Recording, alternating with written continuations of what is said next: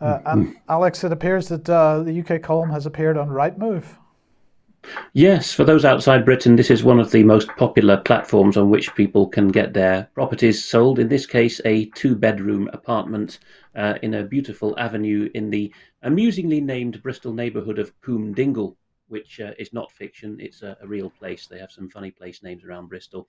And as you can see there in this, it's a bit of an acquired taste, as the person tweeting it noted, this lime green walled modern, high spec living room in the apartment.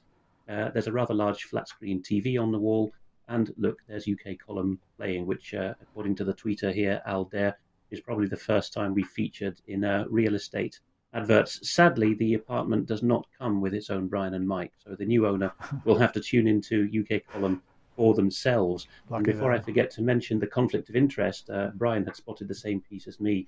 That National Institute of Health paper on mental stress being supposedly the cause of jab ill effects. The conflict of interest statement that was published at the top of that paper is that the author, Raymond D. Palmer, is Chief Science Officer of Full Spectrum Biologics. Clearly a completely irrelevant conflict of interest in writing that paper.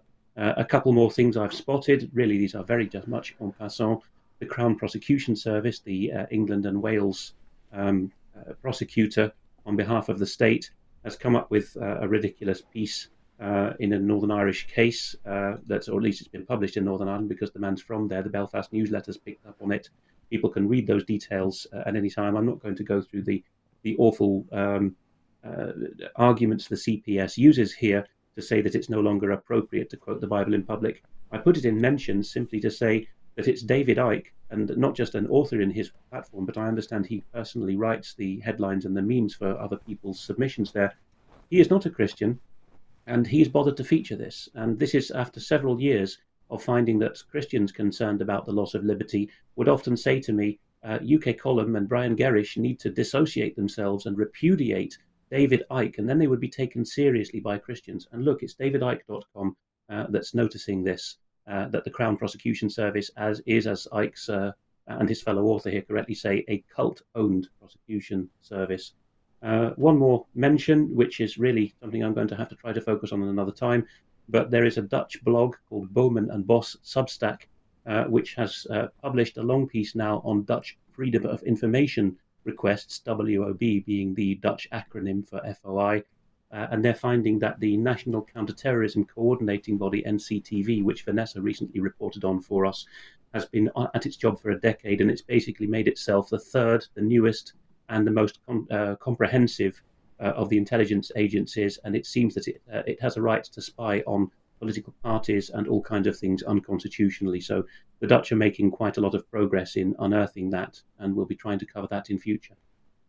Okay, and where does that take us to? The Australian government, Department of Health and Aged Care? Yes, one more mention for me, which I put in largely because Debbie's on with us.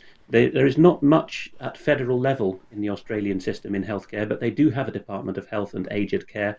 And during this month, November 2022, somebody whose name has been blacked out at that Federal Department of Health has replied to a questioner on whether the Australian government has established a medical indemnity scheme for health professionals administering COVID-19 vaccines.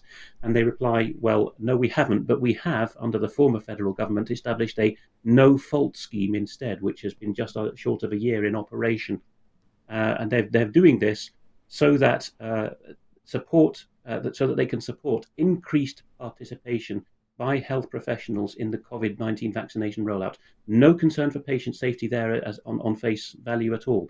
Just simply, we're telling doctors, nurses, and volunteers, you have complete indemnity because we want you to jab more people, not because we think it's better for the public. And the TGA there is the Australian equivalent of the MHRA. It's the Therapeutic Goods Administration, and they throw in for good measure, we're closely monitoring the safety of COVID-19 vaccines. And then they give a fob-off one-line reply to the other question about informed consent. So possibly Debbie will have a quick comment in passing there on this.